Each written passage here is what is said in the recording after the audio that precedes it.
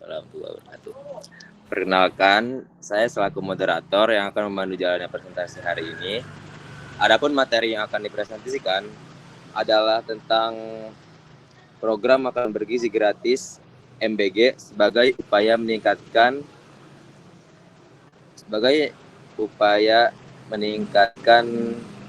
kesejahteraan pendidikan. Sebelum masuk ke penyampaian materi, saya harap teman-teman dapat menyimak dengan baik. Nanti setelah pemaparan selesai akan ditutup dengan kesimpulan. Baik, tanpa berlama-lama lagi, waktu dan tempat saya persilakan kepada pemateri untuk menyampaikan presentasinya.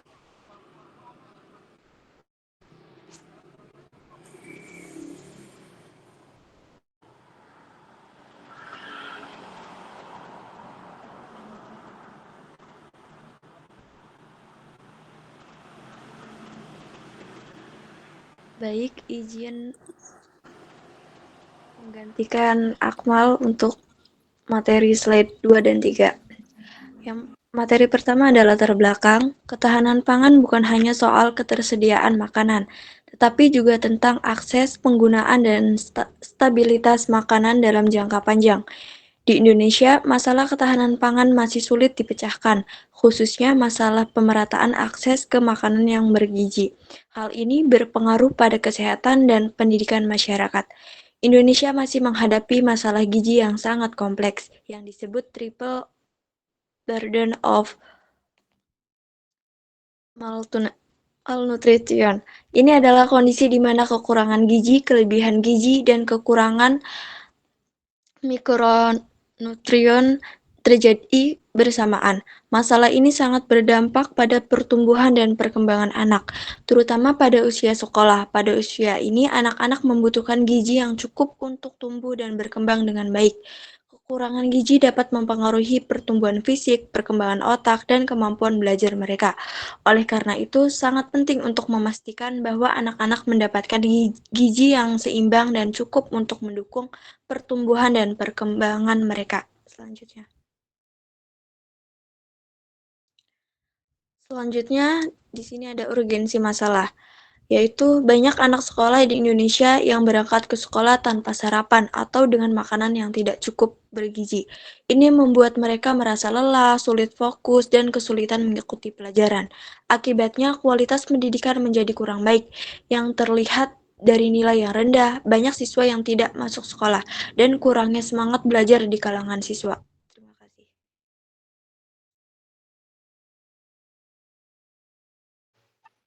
Baik, sebelumnya izin memperkenalkan diri, nama saya Dewi Purnama.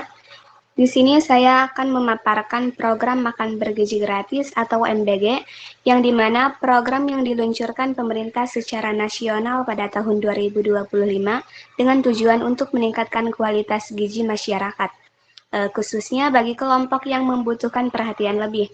Program ini ditujukan kepada siswa sekolah, ibu hamil, ibu menyusui, serta balita, karena kelompok tersebut termasuk kelompok rentan yang sangat memerlukan asupan gizi yang cukup untuk mendukung pertumbuhan, kesehatan, dan perkembangan mereka. Jadi melalui program ini, pemerintah berupaya membantu memenuhi kebutuhan nutrisi masyarakat sekaligus mengurangi permasalahan gizi seperti stunting dan kurang gizi pada anak. Bagi siswa sekolah, program MBG juga diharapkan dapat meningkatkan konsentrasi dan semangat belajar karena kebutuhan makanan bergizi mereka lebih terpengaruhi.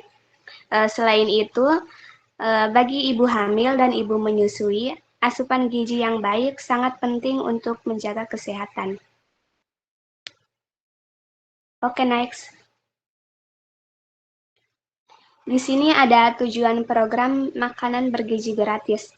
Jadi tujuan utama dari program MBG yaitu meningkatkan status gizi masyarakat, khususnya anak usia sekolah, agar mendapatkan asupan makanan yang sehat dan bergizi. Dengan terpenuhinya kebutuhan gizi, pertumbuhan dan kesehatan anak dapat menjadi lebih baik, menurunkan angka stunting dan malnutrisi seperti Anak yang memperoleh gizi cukup sejak dini akan memiliki perkembangan fisik dan kemampuan berpikir yang lebih optimal. Selain itu juga, program ini bertujuan untuk meningkatkan konsentrasi belajar siswa. Jadi, makanan bergizi dapat membantu siswa lebih fokus saat mengikuti pelajaran di sekolah. Tubuh yang sehat membuat siswa lebih mudah memahami materi pembelajaran. Kemudian ada meningkatkan kehadiran siswa. Dengan adanya program MBG, siswa menjadi lebih semangat untuk datang ke sekolah gitu. Selain belajar juga, mereka juga mendapatkan makanan bergizi yang bermanfaat bagi kesehatan dan ada meningkatkan prestasi belajar siswa. Jadi siswa yang baik dapat mendukung jadi gizi yang baik dapat mendukung kemampuan berpikir dan daya ingat siswa. Oleh karena itu, program ini diharapkan dapat membantu meningkatkan hasil belajar dan prestasi siswa di sekolah.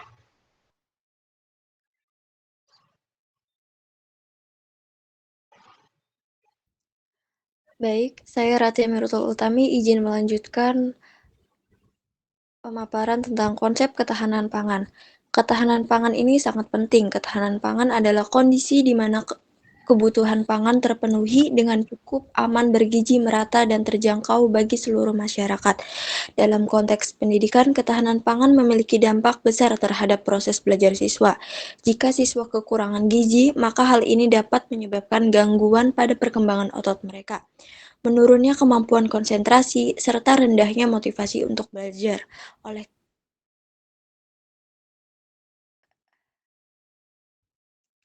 Oleh karena itu, ketahanan pangan sangat berpengaruh terhadap kemampuan siswa dalam menyerap ilmu pengetahuan dan mencapai tujuan pendidikan mereka. Selanjutnya di sini ada 4 pilar ketahanan pangan. Yang pertama yaitu ketersediaan pangan, yaitu tersedianya pangan dalam jumlah yang cukup untuk memenuhi kebutuhan masyarakat. Kedua, akses pangan, yang artinya kemampuan masyarakat untuk memperoleh pangan yang mereka butuhkan. Yang ketiga, pemanfaatan pangan, yang berkaitan dengan kualitas dan nilai gizi makanan yang dikonsumsi. Keempat, stabilitas pangan, yang merujuk pada keberlanjutan dalam jangka panjang untuk memastikan ketersediaan pangan yang tetap. 4 pilar ketahanan pangan ini menjadi dasar yang sangat kuat dalam keberhasilan implementasi program MBG. Selanjutnya akan dilanjutkan oleh rekan saya.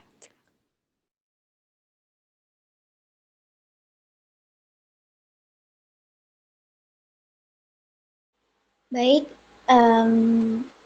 sebentar.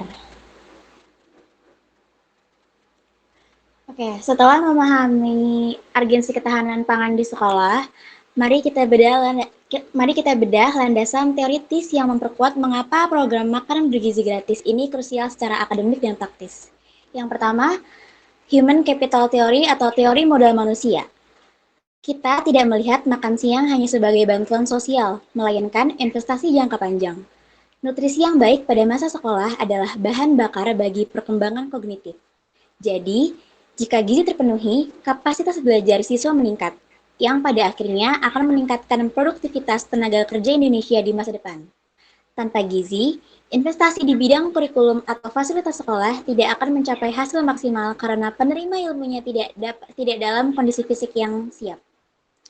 Selanjutnya ada pendekatan multisektoral, yang berarti MBG tidak bisa dikerjakan oleh satu kementerian saja. Ini adalah gerakan multisektoral. Di dalamnya ada sektor kesehatan untuk standar nutrisi, pendidikan untuk distribusi ke sekolah, dan pertanian untuk penyediaan bahan baku. Studi dari Greeley dan Drake pada tahun 2020 menunjukkan bahwa program makan sekolah yang terintegrasi lintas sektor jauh lebih berkelanjutan daripada yang berjalan sendiri-sendiri.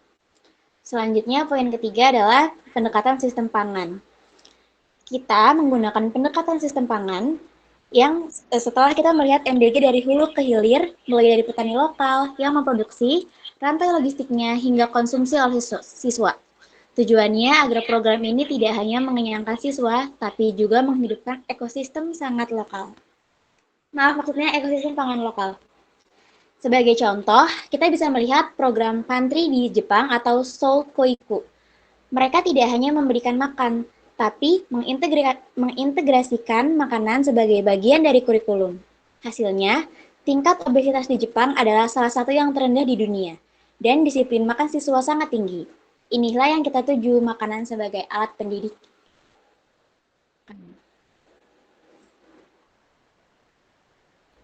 Baik, cukup.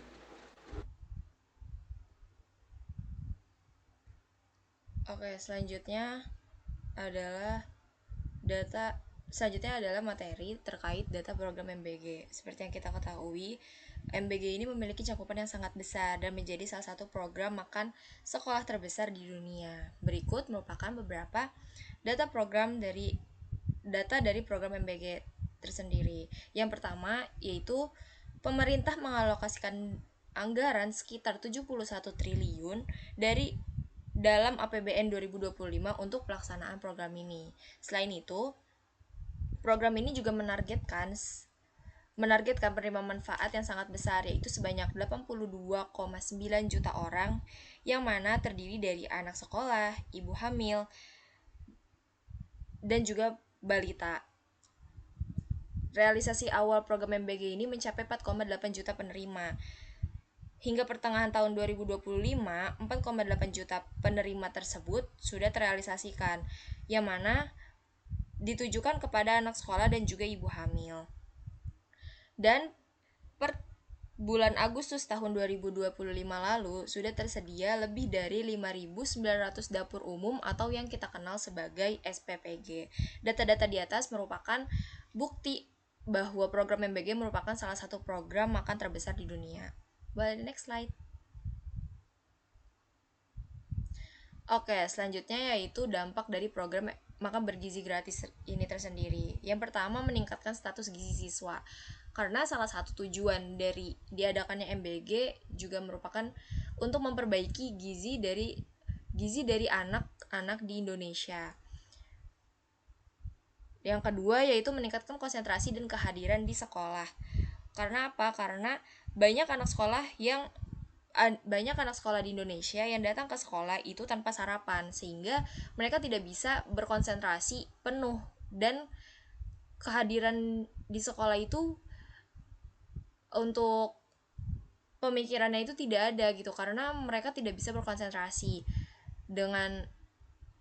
jadi mereka hanya bisa hadir fisik, sementara pikirannya tuh kadang-kadang tidak ada di kelas tersebut. Dan yang terakhir yaitu meningkatkan motivasi dan juga prestasi belajar, karena dengan gizi yang tercukupi sehingga anak-anak sekolah di Indonesia bisa dengan mudah untuk mengembangkan pola pikir mereka. Oke, cukup dari saya. Untuk selanjutnya dilanjutkan oleh rekan saya.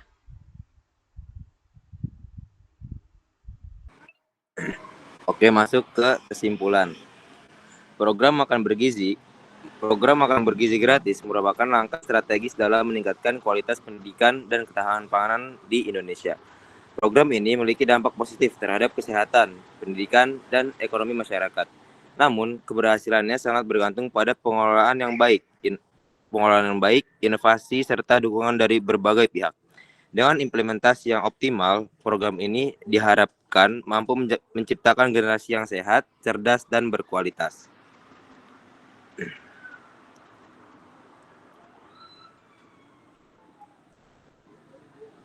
Baik, dan dengan target 82,9 juta penerima manfaat di Indonesia yang sangat luas, tantangan logistik dan pengawasan menjadi sangat nyata. Oleh karena itu, inovasi teknologi adalah kunci keberhasilannya. Yang pertama, kita bisa lihat ada digitalisasi sistem distribusi pangan. Kita memerlukan platform digital untuk memastikan transparansi. Dengan digitalisasi, pemerintah bisa melacak secara real-time dari mana bahan pangan berasal dan kapan sampai di Satuan Pelayanan Pemenuhan Gizi atau SPPG. Ini mencegah terjadinya kebocoran anggaran dan keterlambatan distribusi di daerah terpencil. Selanjutnya ada aplikasi monitoring kualitas makanan. Keamanan pangan adalah harga mati. Mengingat sempat ada laporan kasus keracunan, aplikasi monitoring menjadi solusi. Pengelola dapur bisa mengunggah laporan sanitasi harian dan foto menu melalui aplikasi untuk diawasi langsung oleh otoritas kesehatan secara real time. Selanjutnya ada pemanfaatan data gizi siswa, yaitu setiap daerah memiliki masalah gizi yang berbeda. Misalnya ada yang tinggi anemia, ada yang stunting. Dan dengan analisis data gizi ini, menu MBG dapat dipersonalisasi. Misalnya di daerah dengan angka anemia tinggi, menu akan diperbanyak kandungan zat besinya, seperti hati ayam atau bayam, agar intervensinya tetap tepat sasaran. Selanjutnya ada sistem logistik berbasis teknologi. Terakhir, optimasi logistik. Teknologi bisa membantu menentukan rute pengiriman paling efisien ke sekolah-sekolah di pelosok untuk menekankan biaya dan menjaga kesadaran bahan makanan. Inovasi ini pada akhirnya mendukung kemandirian pangan karena kita lebih banyak menyerap potensi lokal di sekitar lokasi sekolah tersebut. Jadi, teknologi bukan sekadar pelengkap, melainkan fondasi agar program makan bergizi gratis ini benar-benar menjadi solusi bagi ketahanan pangan dan kesejahteraan pendidikan di Indonesia.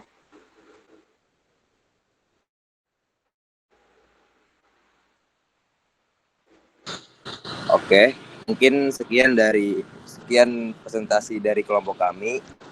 Kurang lebihnya mohon maaf. Assalamualaikum warahmatullahi wabarakatuh. Waalaikumsalam warahmatullahi wabarakatuh.